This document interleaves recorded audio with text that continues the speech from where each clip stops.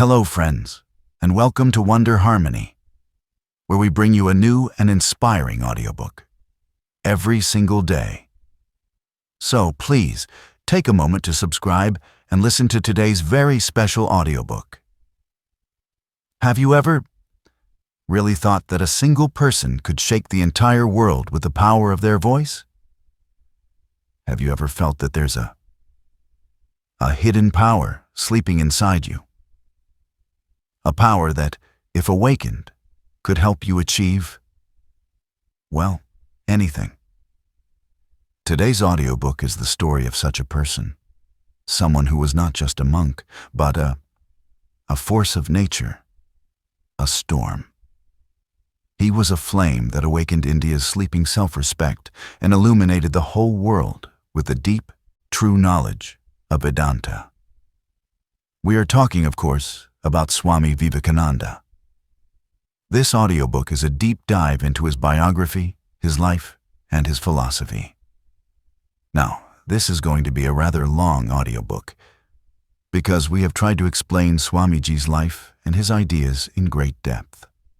So, I have a small request. Please share this video now, maybe with a friend, so it's saved for you. That way, you can listen to it at your own pace, taking breaks whenever you need.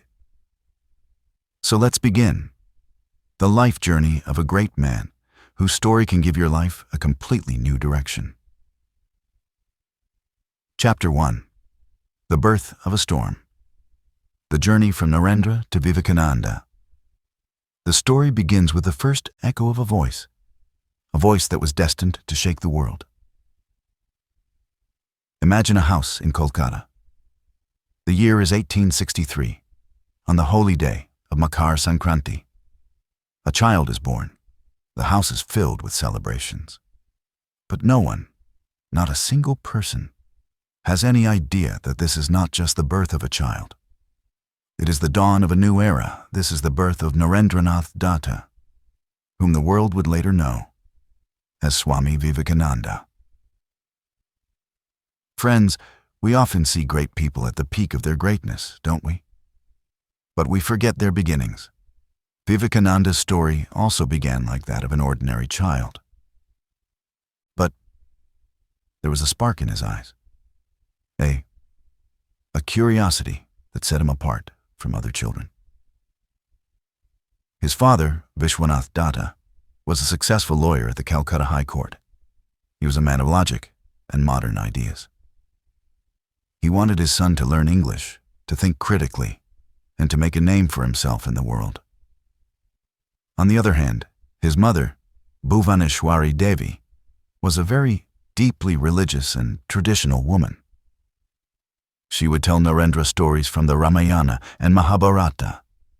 She taught him about faith and about values. Just think. Narendra's childhood was being raised between two completely different worlds. On one side, his father's emphasis on logic and science. On the other, his mother's deep faith and spirituality. These were the two poles that shaped Narendra's personality. He had both the power of reason and the spirit of devotion. This is why he wouldn't just accept things blindly. He questioned everything. He tested every belief on the touchstone of logic. From childhood, Narendra was very mischievous and just full of energy. His energy was so immense that his mother would sometimes joke, "I asked Lord Shiva for a son, but he sent one of his demons instead." This energy wasn't just limited to playing games. It was also reflected in his thoughts. He was a natural leader, even as a child. He had a special status among his friends. Whatever he said, his friends would follow. He had a natural charisma. But within this playful and energetic young man, a deep storm was brewing. A storm that wouldn't let him sit still. He would often get lost in meditation. Sometimes, while playing, he would suddenly sit under a tree and just close his eyes. His friends found this very strange, but for Narendra, it was natural. One question always echoed in his mind. Does God exist? And if he does, can he be seen? This wasn't the innocent question of a child. No. This was a deep spiritual thirst. It was this thirst that led him to great scholars and saints. But no one could give him a satisfactory answer. Everyone said, yes, God exists. Just have faith. But Narendra's logical mind would say, how can I believe it? If something exists, there must be proof. He was educated in the best institutions, a brilliant student. He had a deep understanding of history, philosophy, literature, and science. He delved deep into the ideas of Western philosophers like David Hume, Immanuel Kant, and Herbert Spencer. The ideas of these philosophers raised even deeper questions in his mind about the existence of God. There even came a time when he started leaning towards atheism. He began to feel that perhaps there is no such thing as God, that it's all just a delusion of the mind. Imagine the young man who was to show the world the simplest and most profound path to God was himself, at one point, doubting God's very existence. This was a very important phase of his life. This struggle was creating a fire within him.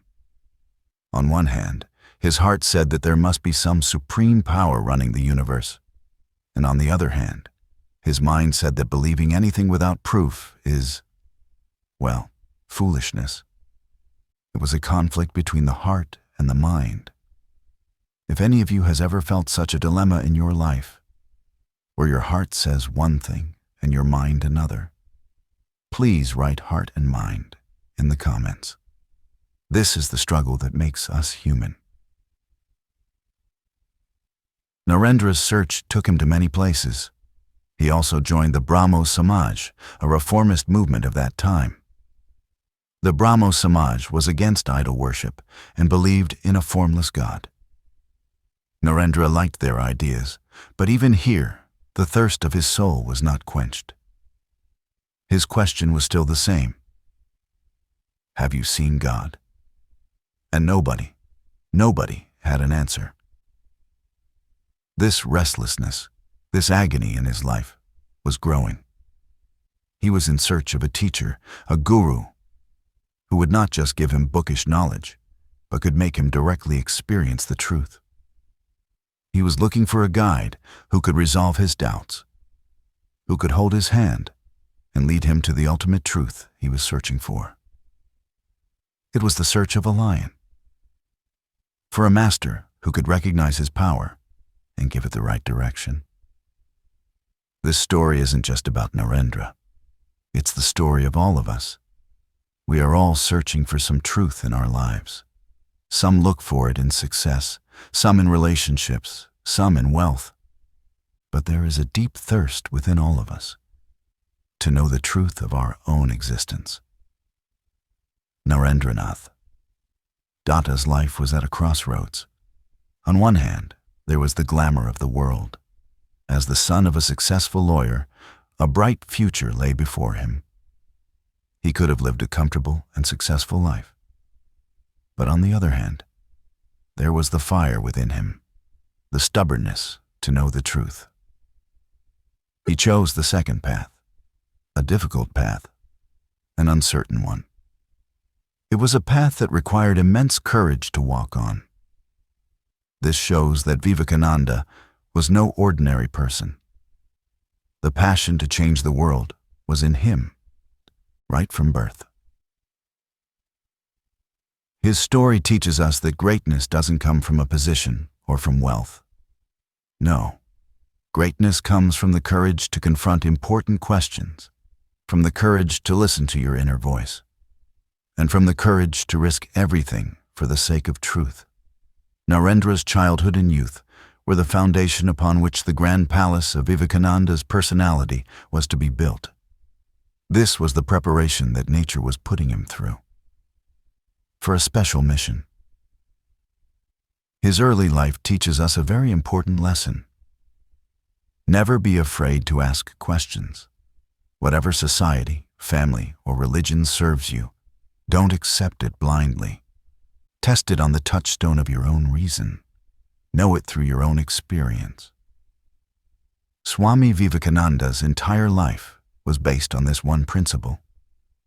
Don't believe first. Experience first. His greatness lay in the fact that he never let his curiosity die. He was a storm that refused to be contained by the shorelines. He wanted to measure the very depths of the ocean. But where was this fire, this thirst, going to take him? Who was the person who would give this storm the right direction? Narendra's quest brought him to the doorstep of a man who changed his entire world. Who was he, and how did one single meeting transform a curious young man into a world changer? We will find out in the next chapter. Are you ready to learn about that historic meeting? Chapter 2. The Search for a Guru When a Curious Lion Found His Master. A ray of light in an ocean of questions. Friends, in the last chapter, we saw how a young Narendra, with thousands of questions in his mind, was wandering in search of truth. His rational mind was not satisfied with the answers of any saint or sage. He was looking for someone who didn't just talk, but who had himself experienced that ultimate truth. And as they say, when the disciple is ready, the master appears. Narendra's search led him to the Kali temple at Dakshinaswar, where he met a person who, at first glance, seemed absolutely ordinary, Ramakrishna Paramahamsa. Imagine the scene. On one side, a young man, Narendra, educated in Western philosophy and science, English-speaking, full of logic and intellect. And on the other side, a simple village priest who wasn't highly educated, who remained immersed in devotion to Mother Kali. The meeting of these two is one of the most extraordinary events in history. It was a union of two opposite poles, the arrogance of knowledge on one side and the simplicity of devotion on the other. When Narendra first met Ramakrishna, he was very skeptical. He had heard that Ramakrishna was a great saint who had visions of God. But to Narendra, it all sounded like, well, madness. He had gone there only to test him. He arrived at Dakshinaswar with his friends. Ramakrishna was sitting on a small cot. As soon as he saw Narendra, he went into a state of Samadhi, deep meditation, and an expression of divine joy spread across his face. When he came out of Samadhi, he started talking to Narendra as if he had known him for lifetimes. He touched Narendra's cheek and said, "Oh, why did you take so long to come? I have been waiting for you for so long." Narendra found all this very strange. He thought the man must be crazy.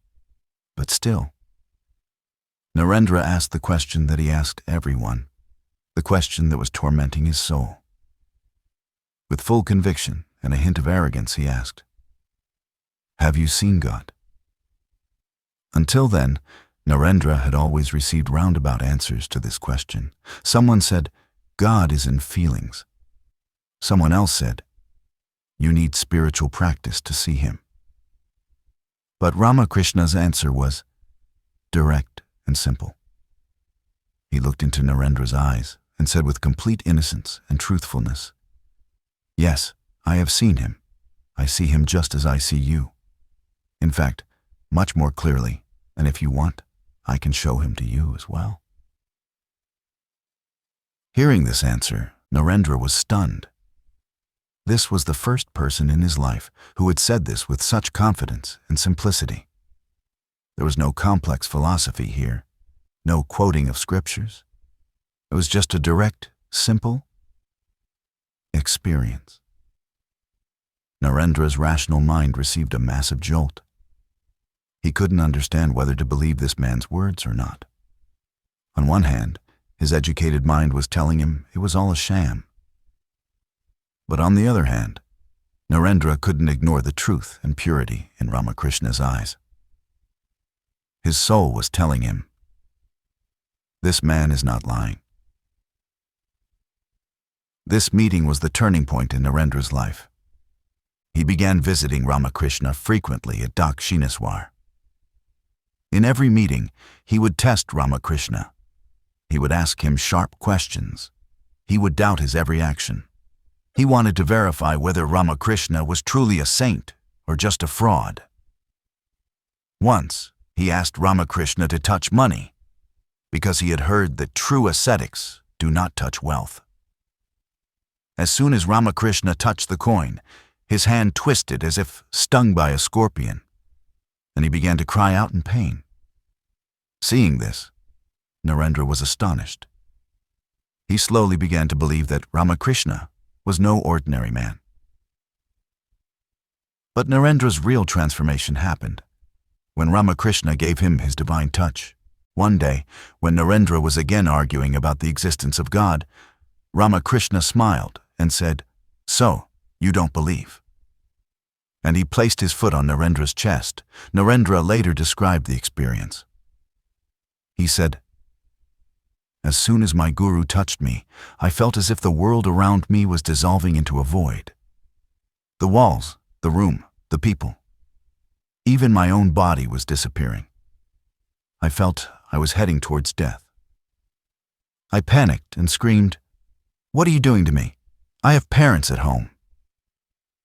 Then Ramakrishna laughed, removed his foot, and everything became normal again." This was Narendra's first spiritual experience. It was an experience that demolished all his arguments and doubts in a single moment. He understood that spirituality is not in books, but in direct experience. He had found his guru. He had found the person who could quench the thirst of his soul. Friends, this story teaches us that true knowledge is beyond logic. In our lives, we try to understand everything with our intellect. But some things, like love, faith, and spirituality, are not understood by the mind, but felt by the heart. If you also believe that some things in life are beyond logic, please write, "Experience is the truth," in the comments. Ramakrishna Paramahamsa did not give Narendra any bookish knowledge. He destroyed Narendra's ego. He taught Narendra that to find God, you must first erase your I. He often said, "As long as the pot of I is full, how can the water of God fill it?" He gave a new direction to Narendra's energy, to that storm within him. He taught him that his energy was not for conquering the world, but for conquering himself, and after conquering himself, to serve all of humanity. Ramakrishna was like a gardener, and Narendra was a wild flower. By giving that flower the right nourishment and care, Ramakrishna transformed it into a flower whose fragrance has now spread throughout the world. This relationship between a guru and a disciple is one of the purest and most powerful relationships in the world. But Narendra's transformation was not so easy. The struggle within him was still going on. His mind was still not ready for complete surrender. He still questioned everything his guru said. On one hand, he was filled with deep love and reverence for Ramakrishna, and on the other hand, his rational mind pulled him back. This was a trial by fire, through which the gold of Narendranath Datta was to be purified into the fine gold of Vivekananda. Ramakrishna knew this too. He would deliberately test Narendra. He would strike at his ego so that he could become completely pure. This journey was not easy. It involved pain, struggle, and a long process of surrender. How did Narendra pass through this trial by fire and completely surrender to his guru? How did his father's death bring him to a point where he had to choose between the world and his guru? And how did Ramakrishna, in his final days, transfer all his spiritual powers to Narendra? We will learn all this in the next chapter. where we will see how a curious young man became a devoted disciple and then a great monk. Chapter 3. The Fiery Test of Surrender. The transformation of Narendra into Vivekananda. You can only find yourself by losing yourself. Friends, in the last chapter, we learned about the historic meeting between Narendra and Ramakrishna Paramahamsa, which changed the course of Narendra's life. He had found a guru who had the answer to his every question. But this answer was not from books. It was from experience. But does the journey end just by finding a guru? No. In fact, the real journey begins from there. This is the journey of surrender, of melting one's ego. And for Narendra, this journey was like a difficult trial by fire. On one hand, he was drawn to Ramakrishna's divine love and knowledge, and on the other hand, his educated, rational mind doubted everything. He loved Ramakrishna, but he was not ready to accept everything he said blindly. This was Narendra's specialty, and it was also the biggest challenge in his transformation. Ramakrishna also knew Narendra's nature. He knew that this was no ordinary disciple. This was a lion that could not be caged. His power had to be given the right direction. That's why Ramakrishna's teaching methods were also, well, unique. He didn't give direct sermons to Narendra. Instead, he created situations where Narendra could experience the truth for himself. Once, Ramakrishna told his disciples that Vedanta says, everything is Brahman, the ultimate reality. He said, what is in this pot is also in me, and also in that cat. Everyone nodded in agreement. Then Ramakrishna said to Narendra, if everything is Brahman, then go and give some milk to the cat sitting outside. Narendra found this a bit strange, but it was his guru's command, so he took a bowl of milk to the cat. At that time, there was a shortage of milk in the ashram, and that milk had been kept for another important purpose. The other disciples thought, Gurudev says God is in every creature, so why give milk only to the cat? This is favoritism. They mentioned this to Ramakrishna. Ramakrishna smiled and said, I told everyone, but only Narendra went to do it. Everyone talks, but putting knowledge into action. That is true spirituality. With this small incident, Ramakrishna taught Narendra the most important lesson of practical Vedanta. Knowledge is not just for knowing, it is for living. A moment came in Narendra's life that shook him completely.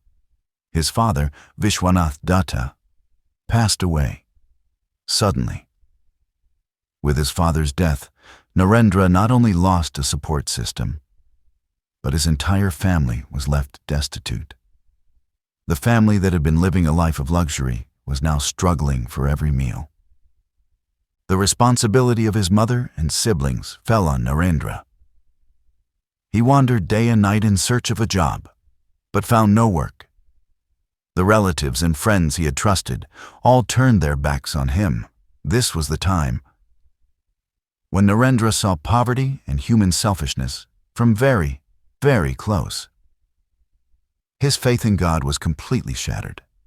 He would think, if God really exists, why is he making such virtuous and devout families suffer so much? This was the darkest period of his life. Friends, has there ever been a time in your life when everything was going wrong and your faith in God began to waver? These are the moments that test our faith the most. In this deep despair, Narendra remembered his guru, Ramakrishna. He ran to Dakshineswar and fell at Ramakrishna's feet, crying. He told his guru all his sorrows and said, "You speak directly to Mother Kali. Why don't you pray to Mother for my family, to end our poverty?" Ramakrishna said very lovingly, My son, I only ask Mother for knowledge and detachment. I cannot ask for these worldly things. You don't believe in Mother, but look at your situation today. Why don't you go to the temple yourself and ask Mother? Today is Tuesday. Mother will surely listen to your prayer. A ray of hope ignited in Narendra's mind. He went inside the temple. He stood before the idol of Mother Kali. He had thought he would ask Mother for wealth, a job, and prosperity. But as soon as he looked at the idol, not a single word for worldly things came out of his mouth. A voice came from within him. Mother, give me knowledge, give me devotion, give me detachment. He came outside. Ramakrishna asked, "What did you ask for?" Narendra told him the truth. Ramakrishna said, "Oh, you fool, go again, and this time ask for wealth." Narendra went a second time, but the same thing happened. Only prayers for knowledge and detachment came from his lips. This happened 3 times. Finally, Narendra understood. It was all his guru's divine play. Ramakrishna wanted Narendra to realize for himself that the real purpose of life is not to earn wealth, but to attain God. That day, Narendra completely renounced all worldly desires and surrendered himself entirely at the feet of his guru. His I, his ego, which had been holding him back, was completely gone. He had lost himself, and by losing himself, he had found his true self, his true power. This was the most crucial moment in Narendra's transformation into Vivekananda. Ramakrishna embraced him and said, "Son, your family will never lack for food and clothing, but you were not born for the small tasks of this world. You have very important work to do for the Divine Mother." After this, Ramakrishna did not live for long. He had developed throat cancer. In his final days, he handed over the responsibility of all his young disciples to Narendra. He said, "Narendra will take care of them all. He will teach them and lead them on the right path."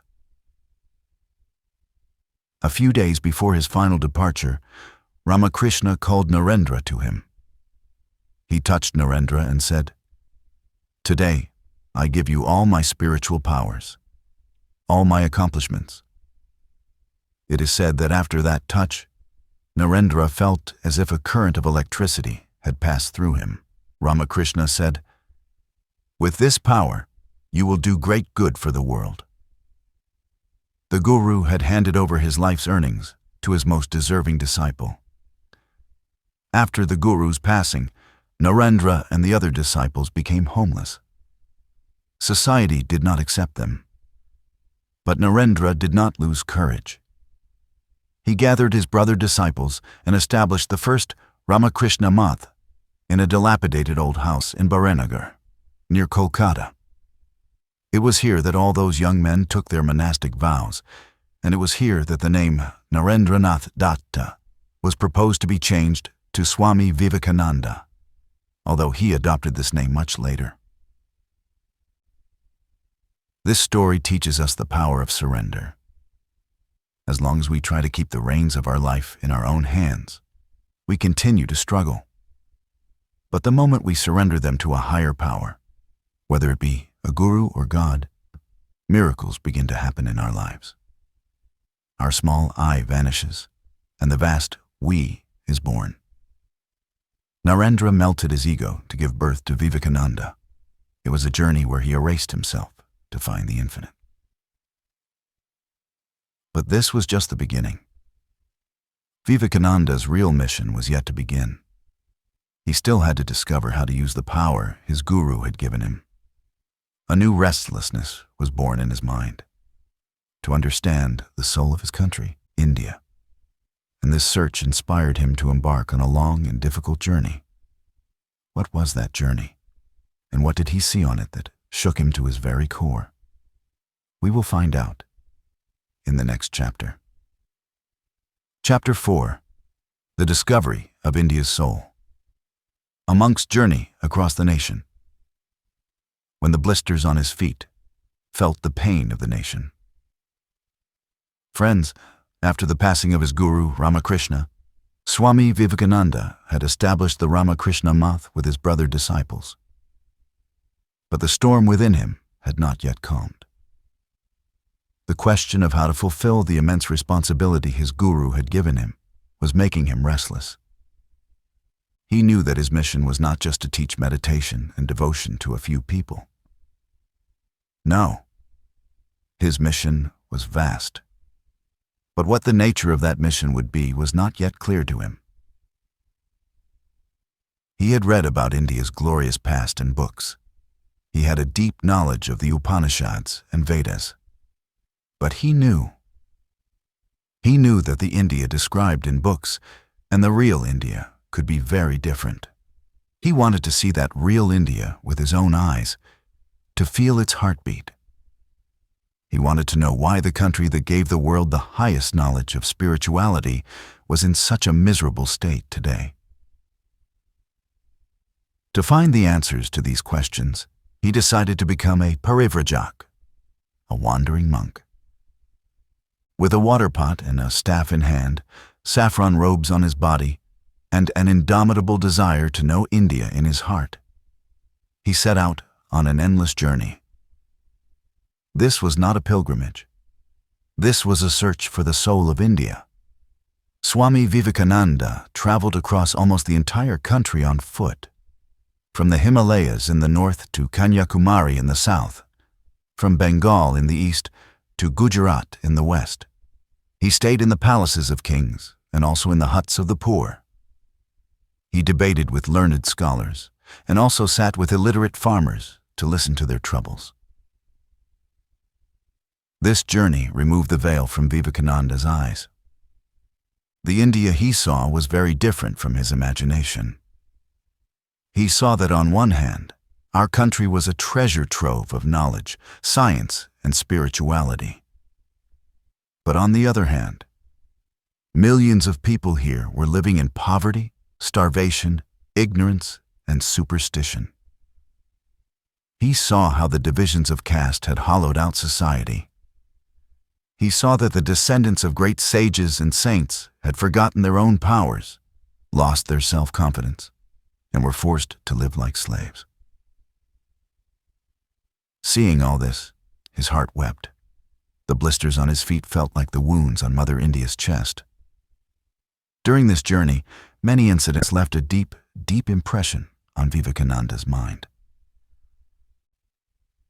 Once, he was in Rajasthan as a guest of Maharaja Ajit Singh of Khetri. The Maharaja had great respect for Vivekananda. One day, the Maharaja invited a dancing girl to his court for entertainment. As soon as the dancer began to sing, Vivekananda started to leave, because it was considered forbidden for a monk to watch dancing and singing. Seeing this, the dancer was very hurt. She stopped singing and began to cry. She then began to sing a devotional song with the words, "O Lord, do not look upon my faults." In this hymn, the poet Surdas was saying, "O Lord, please ignore my shortcomings. A philosopher's stone turns iron into gold upon touching it. It doesn't check whether the iron is from a place of worship or a butcher's shop. The river Ganges also does not see whether a dirty drain or holy water is merging into it." Hearing this song, Vivekananda stopped in his tracks. He realized his mistake. He understood that he too, bound by the rules of society, was insulting the soul, the Brahman sitting inside that dancer. He apologized to the dancer and said, "Today, you have opened my eyes." This incident shows how open-minded Vivekananda was. He never hesitated to admit his mistakes. He learned that true detachment is not running away from someone, but seeing the same God in everyone. There is another story that shows the pain he felt for the poor. Wandering, he reached a village. He was very hungry. He knocked on the door of a house. A cobbler came out. Vivekananda asked him for something to eat. The cobbler said, "Swamiji, I am an untouchable. How can you eat from my hands?" Vivekananda replied, "Brother, hunger does not see caste, and when the God within me and the God within you is the same, then what is the difference?" And he ate the dry bread given by that cobbler with great love. This is not just a story. It is the essence of Vivekananda's philosophy.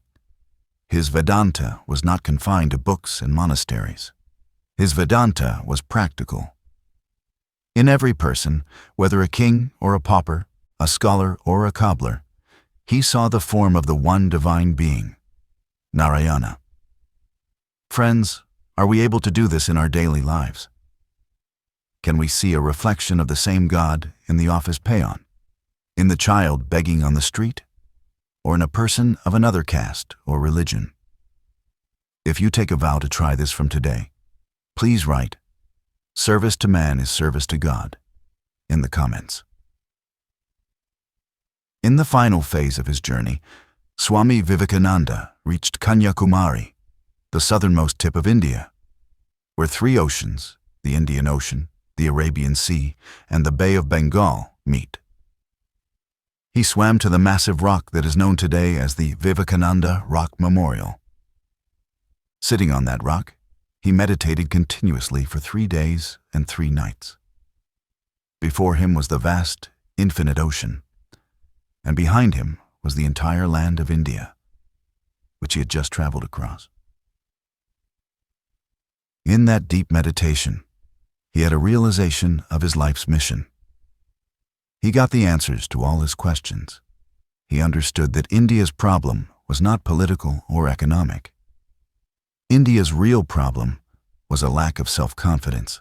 The people of India have forgotten their great spiritual heritage. They need to be reminded that they are not beggars, but the children of sages. Infinite power is sleeping within them. He realized that India's upliftment would not come from spirituality alone. We need 2 things. On one side, the Advaita knowledge of our Upanishads, and on the other, the science and technological progress of the West.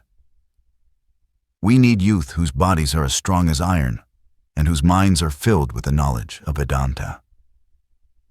He also understood that this message of India is not just for India.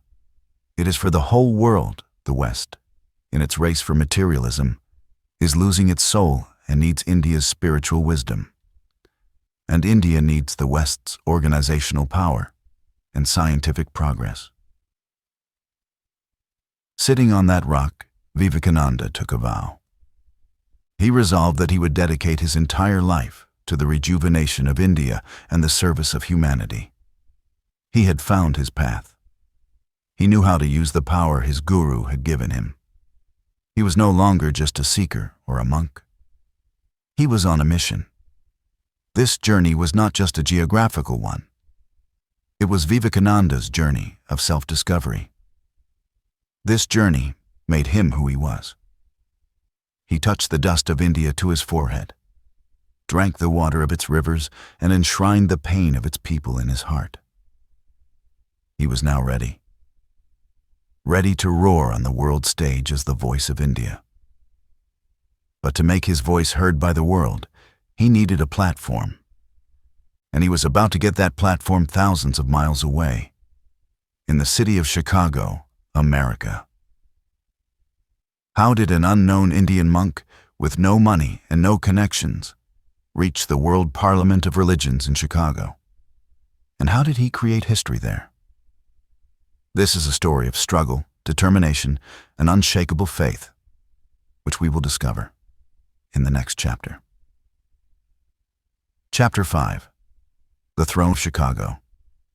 When the world listened to India, just 5 words, won the hearts of millions. Friends, after meditating on the rock at Kanyakumari, Swami Vivekananda's life mission had become clear to him.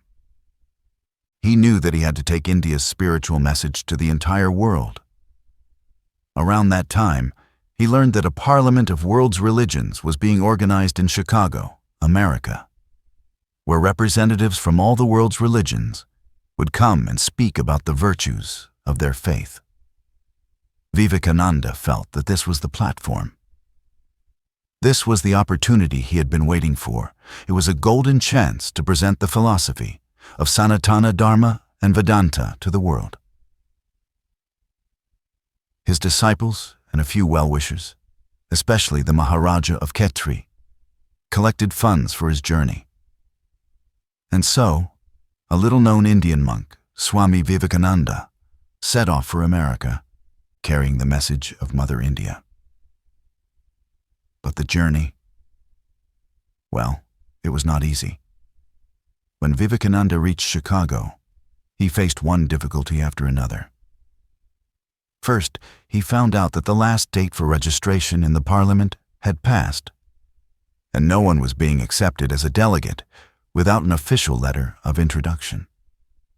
He had no recommendation letter from any institution nor any identity. He was alone and unknown on the streets of Chicago. The little money he had soon ran out. The nights were cold, and he had no place to stay. One night, he had to spend in an empty freight car at the station. Think about the man who was about to shake the world in a few days. At that moment, he was hungry, tired, and wandering without any support in a foreign land. This was a test of his determination and his unwavering faith in God. He could have given up and returned, but he did not lose heart. They say that where there's a will, there's a way. Vivekananda met a professor from Harvard University, John Henry Wright. Professor Wright was so impressed by Vivekananda's knowledge, his intellect, and his personality that he wrote a letter to the organizers of the Parliament. In that letter, he wrote, "Here is a man whose knowledge is greater than the collective knowledge of all our university professors. Asking him for credentials is like asking the sun for its right to shine." On Professor Wright's recommendation, Vivekananda was given a chance to speak at the Parliament. The day was September 11th, 1893, a day that would be etched in history.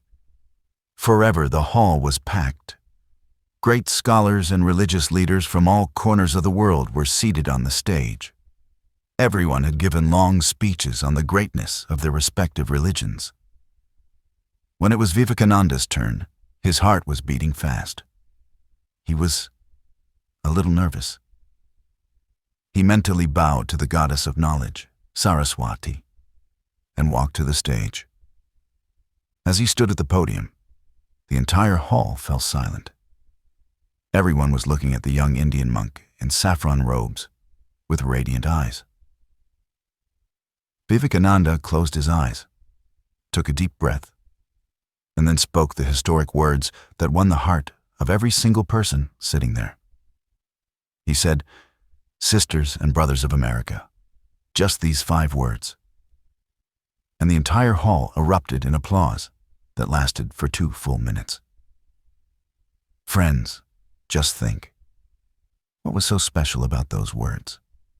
Until then, all the speakers had started their speeches with "ladies and gentlemen." It was a formal address. But by saying, "My sisters and brothers of America," Vivekananda made every single person there his own. He struck a chord in their hearts. He showed that he had not come as a representative of one religion, but as a representative of all humanity. His address was the essence of his philosophy. Vasudhaiva Kutumbakam. The whole world is one family. If this address touches your heart too, please write "sisters and brothers" in the comments. The speech Vivekananda gave that day was not very long, but that speech gave the Western world a completely new perspective on Hinduism and Indian philosophy. He told the world that Hinduism is not just about idol worship or superstition. Hinduism is the religion of tolerance and universal acceptance. He said proudly, "I am proud to belong to a religion which has taught the world both tolerance and universal acceptance." We believe not only in universal toleration, but we accept all religions as true. He continued, as the different streams having their sources in different places all mingle their water in the sea, so, O Lord, the different paths which men take through different tendencies, various though they appear, crooked or straight, all lead to Thee. These ideas were completely new to the Western world, which had until then believed that there was only one path to salvation. Vivekananda told them that the paths may be different, but the destination is one. He launched a powerful attack on bigotry and sectarianism. He said that these are the demons that have filled this beautiful earth with violence. He expressed hope that the bell that had rung for this parliament would be the death knell of all fanaticism, both of the sword and of the pen. His speech was short, but its impact was profound. American newspapers dubbed him the Cyclonic Hindu. He became a celebrity overnight. People became crazy to listen to him. Wherever he went, crowds would gather. From that stage in Chicago, he didn't just raise the flag of Hinduism. He awakened the sleeping self-respect of India. He showed the world that India is not a country of poor and illiterate people, but a center of knowledge and spirituality. The Chicago Parliament was not just an event, it was a symbol. It was the meeting of the East and the West. Vivekananda gave the West the priceless gift of Vedanta. And from the West, he brought back for India the knowledge of organization, science, and practical efficiency. He built a bridge on which both cultures can still walk today to learn much from each other. He didn't tell the world that your religion is wrong and mine is right. No. He said, the Christian is not to become a Hindu or a Buddhist, nor a Hindu or a Buddhist to become a Christian. But each must assimilate the spirit of the others, and yet preserve his individuality, and grow according to his own law of growth. This was his vision of a universal religion. But was Vivekananda's mission complete after gaining fame in Chicago? Was his work just to give lectures in America and Europe? No. This was just the beginning of his real work. The seed he had sown in Chicago now had to be grown into a giant tree on Indian soil. His heart beat for the millions of poor and suffering people of India. He knew the real work had to be done in India. But what was the core element of his philosophy that he wanted to spread to every person in India? What was this practical Vedanta that he preached all over the world? And how can you and I adopt that philosophy in our daily lives to transform ourselves? We will find the answers to all these deep questions in the next chapter. Chapter 6. Practical Vedanta. How to awaken the God within you, God in every person, beyond temples and mosques. Friends, after his immense success in Chicago, Swami Vivekananda spent several years preaching Vedanta in America and Europe. But his heart always ached for India. He knew that his real work was to awaken the sleeping soul of India. When he returned to India, he was welcomed like a hero. But Vivekananda, well, he had risen far above all this honor and welcome. He had only one mission in his mind: how to make his countrymen realize their true power. And the answer to this question lay in his principle of practical Vedanta. Now you might be thinking, what is this Vedanta? And how can it be practical? Vedanta is considered a very deep and difficult philosophy, which is not easy for a common person to understand. But this was Vivekananda's miracle. He made the deepest and most complex secrets of Vedanta so simple, so incredibly simple, that anyone could understand and apply them in their lives. So today, let's talk like friends and try to understand this practical Vedanta. The core mantra of Vedanta is Tat Tvamasi, that thou art, and Aham Brahmasmi, I am Brahman. In simple terms, this means that you and I, all of us, we are not just this body, mind, or intellect. Within us lies a pure, sacred, and infinite source of power called the Atman, or the soul. And this soul is a part of that supreme being, that universal consciousness. Let's understand this with a modern analogy. Imagine this entire universe is a giant supercomputer, which we can call Brahman. And all of us humans are small terminals or laptops connected to that supercomputer. Our body and mind are our hardware and operating system. But the real user inside us, the consciousness, is the soul, which is directly connected to that main supercomputer. We are all part of the same network. We look different on the outside, but from the inside, we are all connected by the same energy. Vivekananda used to say that the real purpose of religion is to make us experience this truth. Religion doesn't just mean going to a temple to pray or to a mosque to offer namaz, no. It means recognizing this God within you. Now the question arises. This is a very nice philosophical point. But what does it have to do with our daily lives? This is where the word practical comes in. Vivekananda said, don't just keep this knowledge in books, apply it in your life. How? The very first step is self-confidence. If you truly believe that you are a source of infinite power, then you will never consider yourself weak, poor, or helpless. No challenge in the world will seem too big for you. Whenever you feel discouraged, whenever you feel you can't do something, just close your eyes and tell yourself, Aham Brahmasmi, I have infinite power within me. Vivekananda said, fear nothing. You will do marvelous work. The moment you fear, you are nobody. Think about it. If we all adopt this one idea in our lives, can any goal remain impossible? Depression, anxiety, self-doubt. The root of all these problems is that we consider ourselves to be this small body and forget our real power. If you also resolve to believe in yourself from today, please write I am infinite in the comments. The second main principle of practical Vedanta is to see God in every person. If the God within me and the God within you is the same, then how can I hate you? How can I deceive you? How can I consider you smaller or less important than myself? Vivekananda asked, where are you searching for God? Are not all these poor, suffering, and weak people God? Why not worship them first? He gave the principle of Daridra Narayana, meaning that God resides in the poor and needy.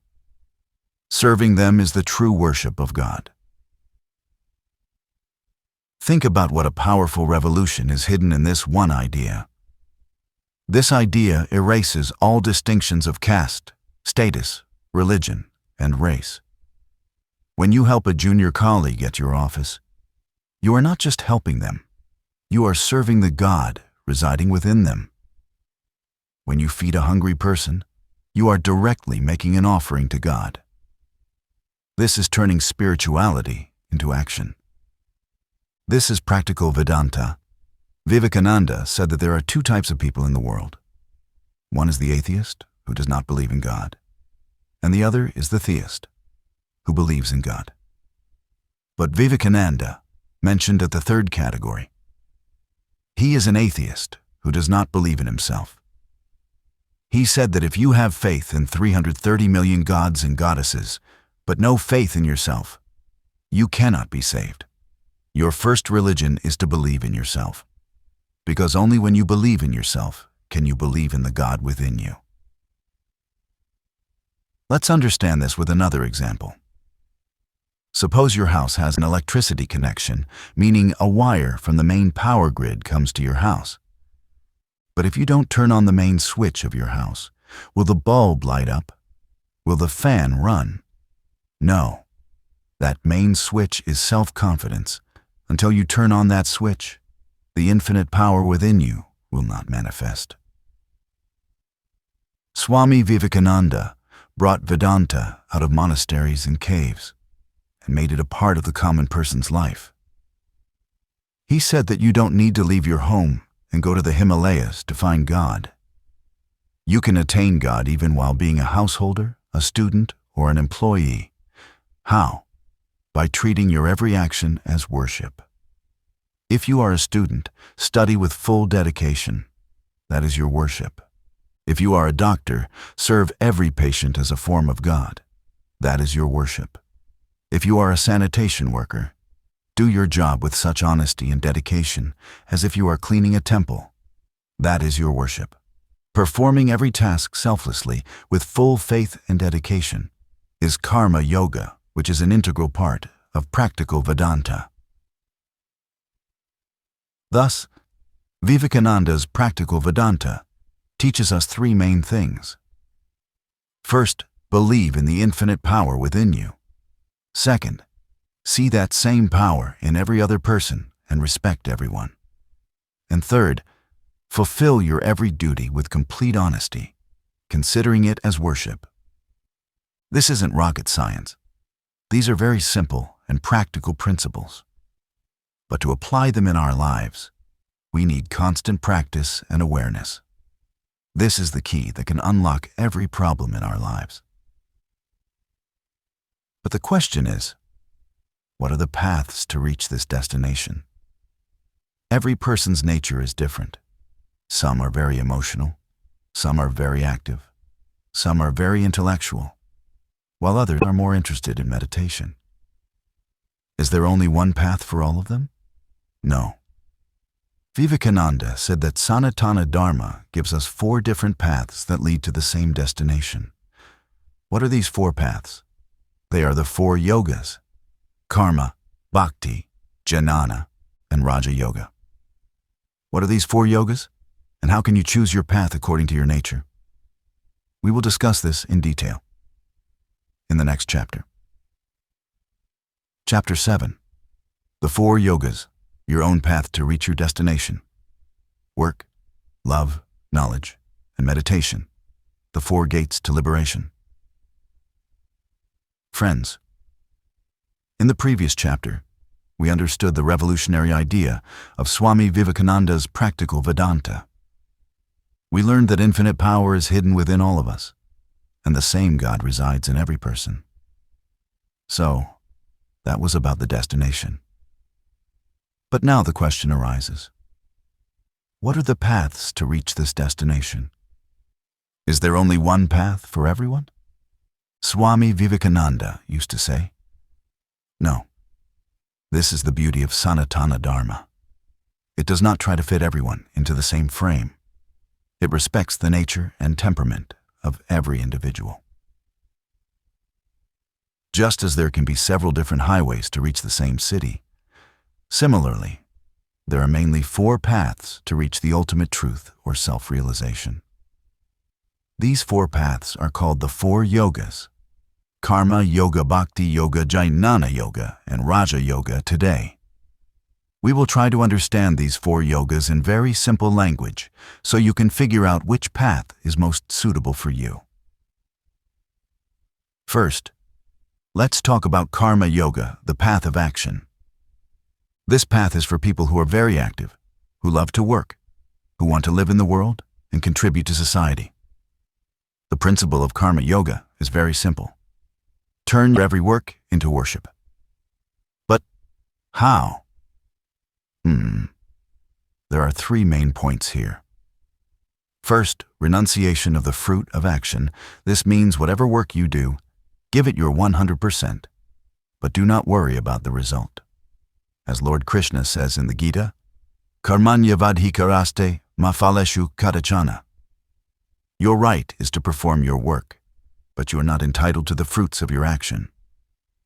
Let's understand this with an example. Suppose you are preparing for an exam. Karma yoga says that you should study with full dedication and honesty. But don't worry about what the result will be, whether you will pass or fail, because when we get attached to the result, stress, fear, and anxiety arise in our minds, and we cannot do our work properly. The second point is to renounce the feeling of being the doer. This means, don't think, I am doing this work. Think, God is getting this work done through me. I'm just an instrument. This will prevent ego from developing within you.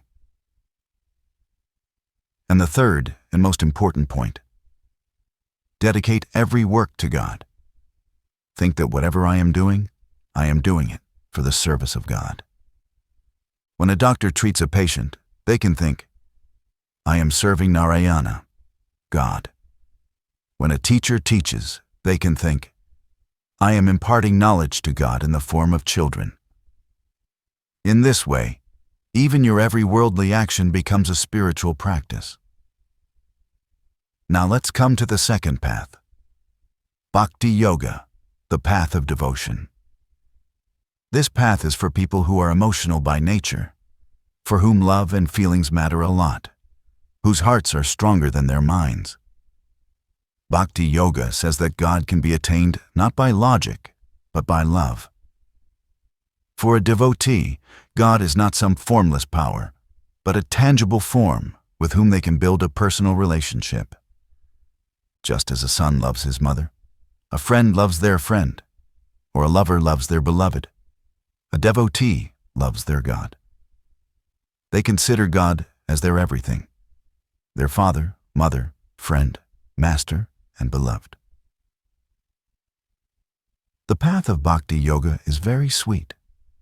It includes chanting God's name, listening to stories of His divine plays, worshiping His idol, and offering food to Him. For a devotee, these are not rituals, but a way to express their love. They cry for their God and laugh for Him too. Their entire life becomes a stream of love. Mirabai and Chaitanya Mahaprabhu are great examples of Bhakti Yoga. There is no place for logic in Bhakti Yoga. It only requires unwavering faith and selfless love. If you have selfless love for anyone in your heart, you are on the path of Bhakti Yoga. The third path is Jnana Yoga, the path of knowledge. This path is for those who are intellectual, who always have questions like why and how in their minds, who cannot accept anything without logic and analysis. Swami Vivekananda himself was primarily a Jnana yogi. The path of Jnana Yoga is the path of neti. Neti, not this, not this. The Jnana yogi uses the sword of their intellect and analysis to cut away everything that is not the soul. They ask themselves, who am I? Am I this body? No, because the body changes and dies, but I remain. Am I this mind? No, because thousands of thoughts come and go in the mind. But I am the witness of those thoughts.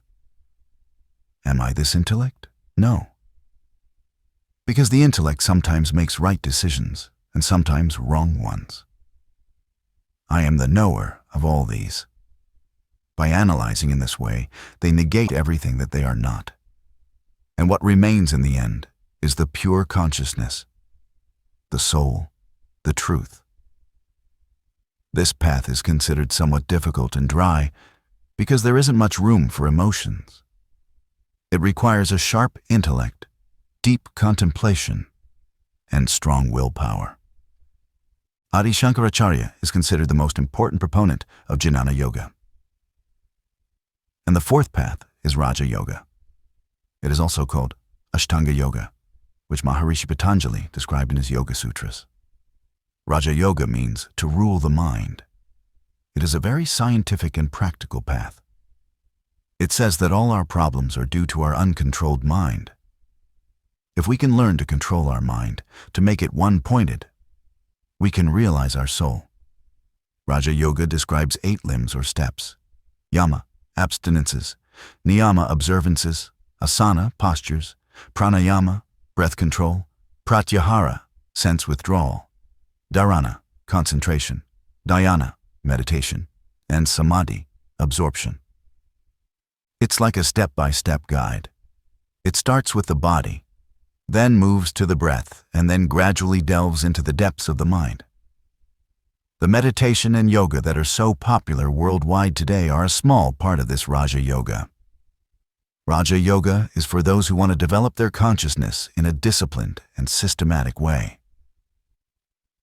So friends, these are the four main paths: Karma, Bhakti, Jnana, and Raja Yoga. Swami Vivekananda used to say that although these four paths may seem different, they all meet at the same place in the end. And an ideal person is one who has a balance of all four. They should have the enthusiasm to work like a karma yogi, a loving heart like a bhakta, a thinking mind like a jnana yogi, and a disciplined mind like a Raja yogi. Recognize your own nature. See which of these four paths attracts you the most and start walking on it. It's not necessary to choose only one path.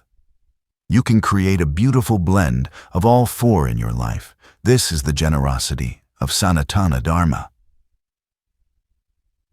But to walk on all these paths, to master all these yogas, one thing is needed the most, and that is strength, physical and mental strength.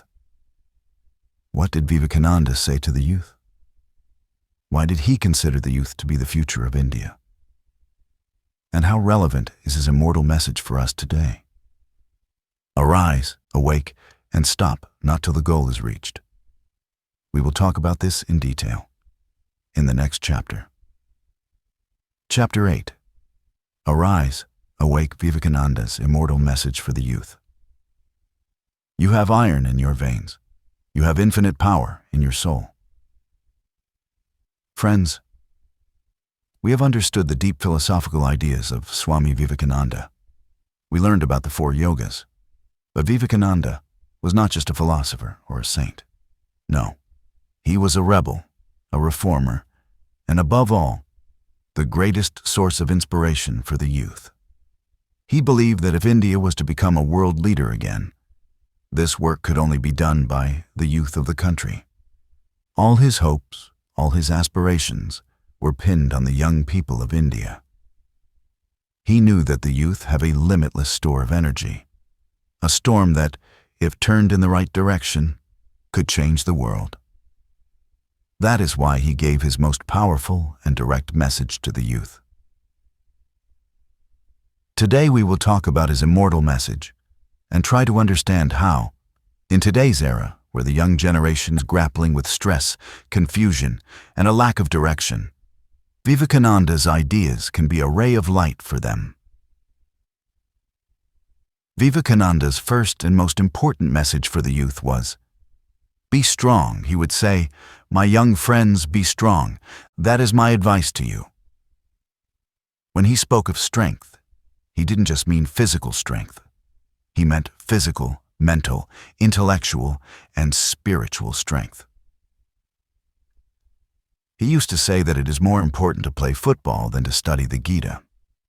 Now, this statement had a very deep meaning.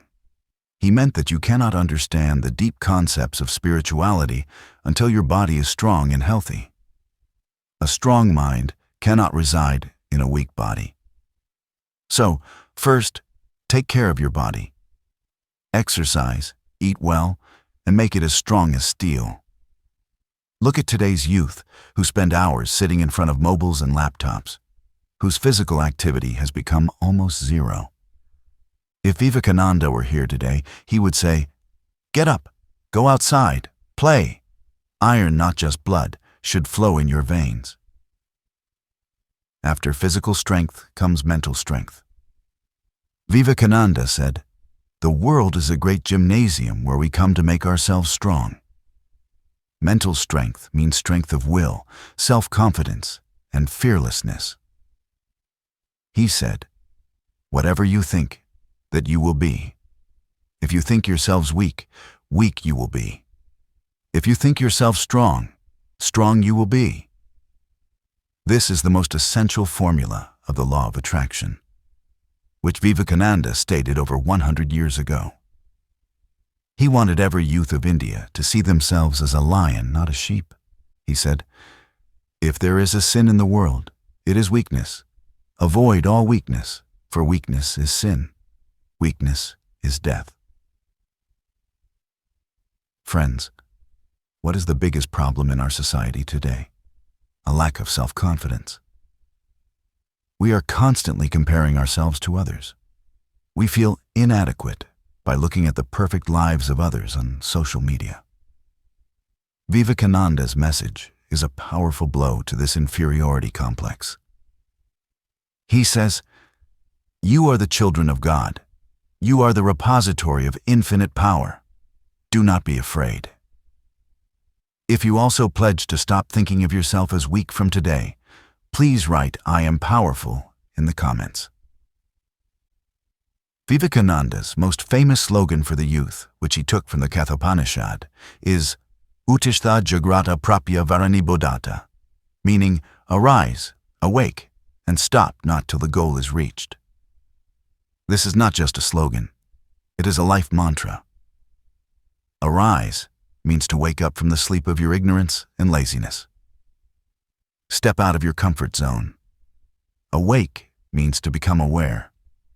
Recognize the powers within you. Understand the problems of your country. And stop not till the goal is reached means that once you have set a great goal for your life, then do not look back. 1,000 difficulties will come your way. People will criticize you. You will fall 1,000 times, but you must not stop. You must keep moving forward until you reach your destination. A major problem for today's youth is the lack of a goal. Many don't even know what they want to do in their lives. They're just following the crowd. Vivekananda said, "Take up one idea. Make that one idea your life. Think of it, dream of it, live on that idea. Let the brain, muscles, nerves, every part of your body be full of that idea. And just leave every other idea alone. This is the way to success." He wanted the youth to choose a great goal for themselves, not just the goal of earning money or building a house for oneself, but the goal of doing something for the country and society. He said, "He alone lives who lives for others. The rest are more dead than alive." This is a very profound statement. True happiness and satisfaction come not from living for oneself, but from bringing a positive change in the lives of others. Vivekananda urged the youth to build their character. He said, "We want that education by which character is formed, strength of mind is increased, the intellect is expanded, and by which one can stand on one's own feet." For him, education didn't just mean getting a degree or collecting information. The real purpose of education was to build a strong, honest, and selfless character.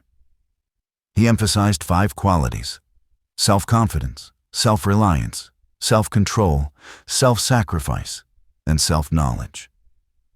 He said that if a young person develops these 5 qualities, they can achieve anything.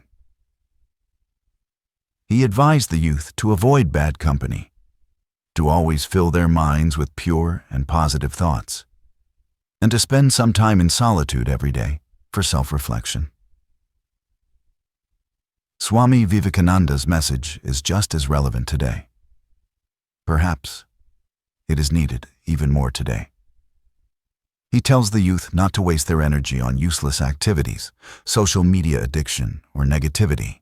Give this energy a right direction. Dream a big dream and put your everything into fulfilling it. You are not alone. An ocean of infinite power is surging within you. You just need to believe in it. But Vivekananda didn't just talk about personal development. He had another very important message: the message of service. He said that your strength, your knowledge, your success are incomplete until you use them for the good of others. What was his principle of Seva, Narayan Seva? Service to man is service to God. And how did he establish the Ramakrishna mission to bring this principle to life? We will learn about this great sacrifice of service in the next chapter. Chapter 9, Seva Narayan Seva, the path of worshipping humanity. When service itself becomes the highest prayer. Friends, in the last chapter, we understood Swami Vivekananda's powerful message for the youth. He inspired them to become physically and mentally strong, to awaken their self-confidence, and to live for a great purpose. But Vivekananda's vision was not limited to individual success or salvation. No. He wanted to build a society where no one was hungry, sick, or ignorant. His heart was moved by the pain of the millions of poor and afflicted people of his country. While meditating on the rock at Kanyakumari, it became clear to him that India's salvation would not come merely from preaching the dry knowledge of Vedanta. If God is truly in every living being, then preaching philosophy to a person with an empty stomach is an insult to them. First, the fire in their belly must be quenched. They must be given clothes to wear. The darkness of their ignorance must be dispelled. And from this contemplation, his revolutionary principle was born, which continues to inspire millions of people today. Seva, Narayan Seva. These words may sound simple, but their meaning is incredibly deep. Seva Narayan. Seva means service to man is service to God. Vivekananda asked, "Where are you going to seek for God? Are not all the poor, the miserable, the weak, gods? Why not worship them first? I do not believe in a God or religion which cannot wipe the widow's tear or bring a piece of bread to the orphan's mouth." This was a very bold and revolutionary idea. At that time, religion was largely understood to mean rituals, ceremonies, and the pursuit of individual salvation. Social service was not considered a part of religion. Vivekananda completely shook this notion. He said that the real temples, mosques, and churches are in the hearts of human beings. Feeding the hungry, treating the sick, and giving knowledge to the ignorant is the true worship. This is the highest sacrifice. Let's understand this with a simple example. Suppose your father is very ill and needs you, and at the same time, it is time for the evening prayer at the temple. What will you do? Will you go to the temple and ring the bell, or will you serve your sick father? Obviously, you will serve your father. Vivekananda says the same thing. All of humanity, all these living beings, are the children of that one Supreme Father. When we help someone in need, we are actually serving our Supreme Father. He brought the Vedanic principle of Advaita, that there is one soul in all, down to the solid ground of social service. He said that it's not enough to just think that God is in everyone. It is also necessary to come forward to serve that God. This is the most concrete form of practical Vedanta. If you agree with the idea that service to humanity is the most important religion, please write, "Service is the highest Dharma," in the comments. But Vivekananda was not a philosopher who only talked. He was a karma yogi. He wanted to give his ideas an institutional and permanent form. He wanted to create an organization that would be constantly engaged in the selfless service of humanity. And, with this objective, on May 1st, 1897, he established the Ramakrishna Mission in Kolkata. He gathered his brother disciples and young followers and said, "We need an organization that works on the principle of Atmano Mokshartham Jagat Hitayacha. This means for one's own salvation and for the welfare of the world." This became the motto of the Ramakrishna Mission. This was a unique idea. Here, individual salvation and social service were made complementary to each other. Meaning, you will achieve your own spiritual growth by serving others. Your salvation is not separate from the welfare of society. Vivekananda had a dual vision behind establishing the Ramakrishna mission. First, to prepare and train renunciant monks who would dedicate their entire lives to preaching Vedanta and serving humanity. And second, to involve lay householders in service activities so that they too could adopt the principle of Nar Seva Narayan Seva in their lives. The Ramakrishna mission started two types of work. One, spiritual work like preaching Vedanta, holding spiritual gatherings, and publishing religious literature. And second, service work like opening schools and colleges, running hospitals and dispensaries, carrying out relief work during famines, floods, or any natural disaster, and going among the poor and tribal communities to improve their standard of living. Vivekananda also set some rules for those who serve.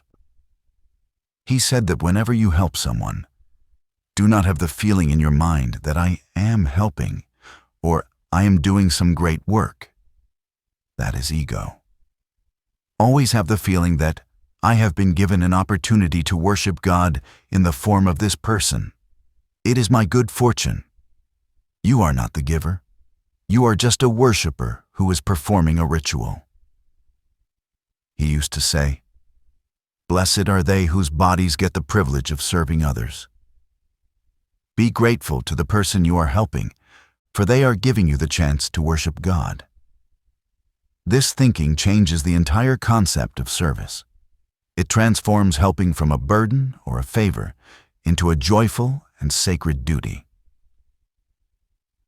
Today, the Ramakrishna mission is known throughout the world for its selfless service.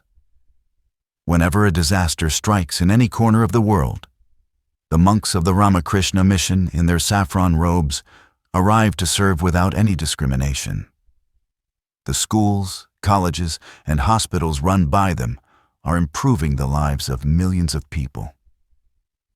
This is all the fruit of that one seed that Swami Vivekananda sowed more than 100 years ago. He taught us that spirituality does not mean running away from the world, but living in the world, accepting its sorrows and pains as our own, and trying to alleviate them. True liberation is not found by sitting alone in a cave, but in wiping the tears of millions of people. This message of Swami Vivekananda is even more relevant in today's times. Today, when selfishness, hatred, and division are increasing in the world, the principle of Nar Seva, Narayan Seva can bring us closer to each other. It teaches us that we are all part of one family. Someone else's sorrow is our own sorrow, and someone else's happiness is our own happiness. So, let's also try to incorporate this principle into our lives. We don't need to become monks of the Ramakrishna mission. We can start serving from wherever we are, by helping our neighbor, by sponsoring a poor child's education, by donating blood, or just by placing a hand on the shoulder of a sad person to comfort them. Every small and large act of service brings us closer to God. But what was the life of this great man, this stormy monk, like? He gave so much to the world, but how did his own end come? And what legacy did he leave behind that still inspires us today? We will find out in the final chapter of this audiobook. Chapter 10, The Great Departure and Immortal Legacy. The light that never goes out. A life that, even in ending, begins in millions of other lives. Friends, we have arrived at the final stage of our journey. We have witnessed the journey of Narendra from a curious boy to a world changer like Swami Vivekananda. We have understood his meeting with his guru, his travels across India, his victory in Chicago, and his great philosophy of practical Vedanta and service. Swami Vivekananda accomplished so much in his short life, so much more than what people can do in several lifetimes. After returning from his second trip to the West, his health was continuously deteriorating. Tireless work, constant travels, and worries about the country and the world had exhausted his body prematurely. He had developed several illnesses like asthma and diabetes. But despite his physical suffering, his mind and his spirit were as energetic and radiant as ever. Even in his final days, he remained engaged in the work of Belur Math and the mission, guiding his disciples. He would often tell his disciples, "It will take another Vivekananda to understand what this Vivekananda has done." He knew that the seed he had sown would take time to grow into a giant tree. He would say, "It may be that I shall find it good to get outside my body, to cast it off like a worn-out garment. But I shall not cease to work. I shall inspire men everywhere until the world shall know that it is one with God." He had complete faith in the future of his mission.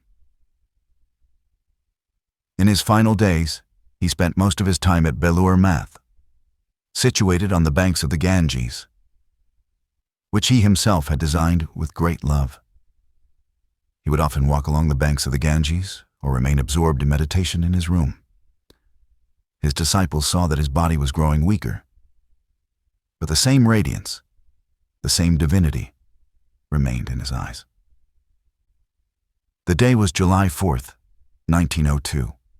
It began like any other day.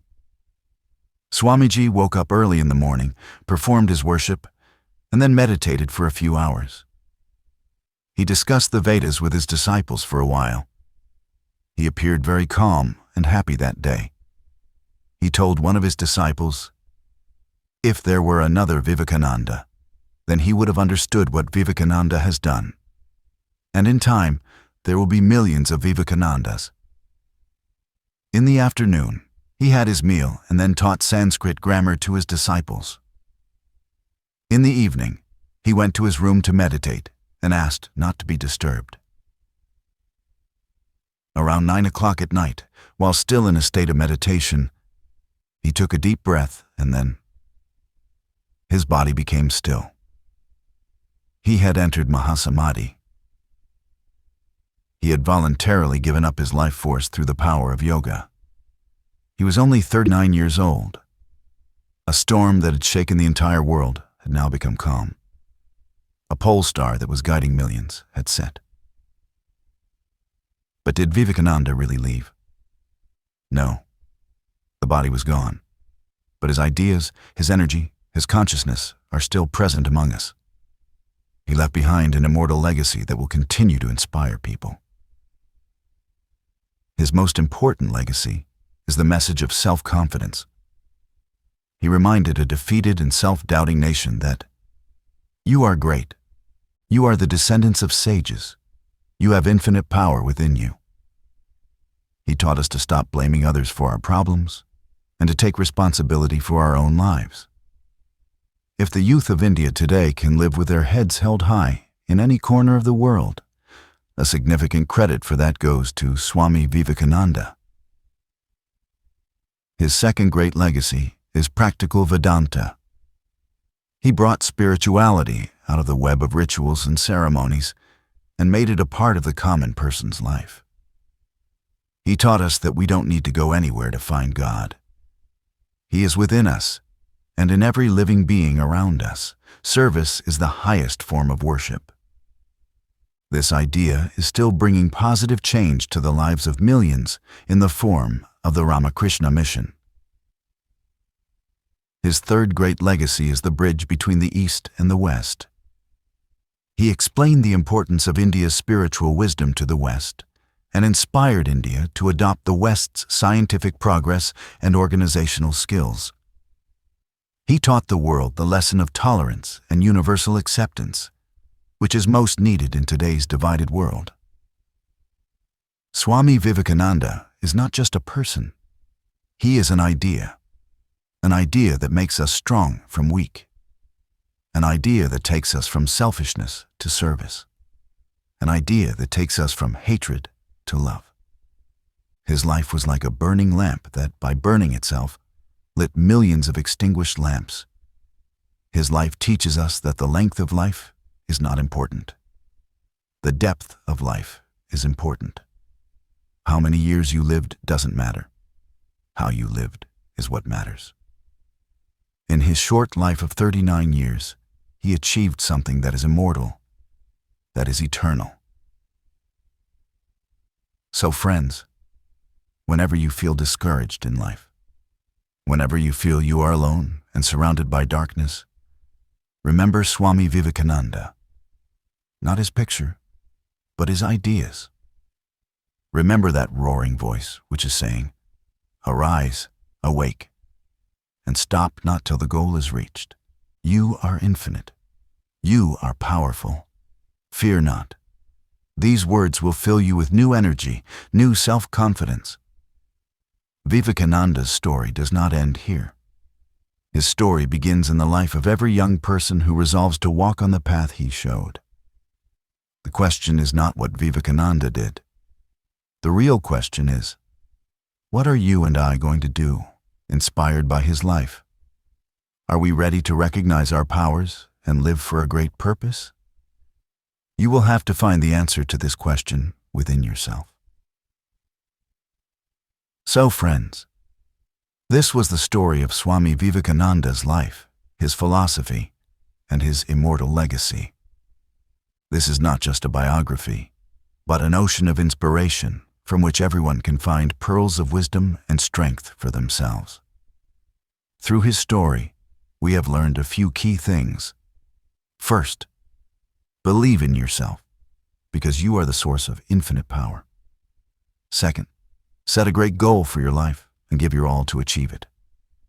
Third, see God in every person and serve humanity selflessly, because service is true worship. And fourth, fear nothing. Be fearless and face every challenge like a lion. Thank you very much for listening to this audiobook. I hope that this story of Swami Vivekananda has touched your heart and inspired you to look at your life with a new perspective. If you enjoyed this audiobook, please like this video so that it can reach more people. And most importantly, what was the most special thing you learned from this entire audiobook? What was your key learning? Please share it with us in the comments below. We would love to know your thoughts. If you want to listen to more such inspiring and life-changing audiobooks in the future, then don't forget to subscribe to our channel, WonderHarmony, and also press the bell icon so that whenever we upload a new audiobook, you get notified first. Please share this audiobook with your friends and family as well. Who knows, your one share might change someone's life. Once again, thank you very much for your valuable time. See you in the next audiobook. Until then, arise, awake, and keep moving towards your goal.